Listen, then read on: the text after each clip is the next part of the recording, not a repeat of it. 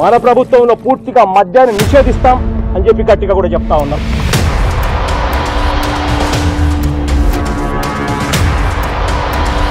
और एक बड़ी खबर मिल रही है, आंध्र प्रदेश में शराब घोटाले की जांच लगातार चल रही है. Irregularities in the liquor sale. The 3,200 crore liquor scam.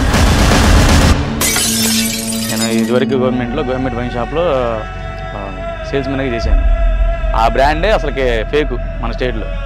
ఇది స్పిరిట్ కల్తీ కాకపోతే పేగులు ఎందుకు బొగ్గు మాట్లాడండి.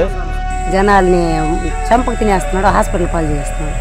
నాకు చాలా బాధ వేస్తుంది సార్. దయచేసి మందు ఎత్తైంది సార్. మా లాంటి ఆడపిల్లలు బాగా సుమంగలిగా బతుకుతారు సార్. ఇంకా నాకన్నా చిన్న వయసు మా అన్నదమ్ముల్లో పాప ఇంకో పాపగానే ఉంది. చాలా మంది ఇట్లా చిన్న వయసులే, పెద్దోళ్ళన్నా కాదు. నరాలు నిర్వీర్యమై జనం వణికిపోని, కలుషితం తాగి కాలేయం కుళ్ళిపోని, మూత్రపిండాలు మలినమై కృంగిపోని, జవసత్వాలిడిగి కడకు మనిషే మట్టిలో కలిసిపోని. వాళ్లకేమక్కర్లేదు, జనమేమైపోయినా చింతలేదు.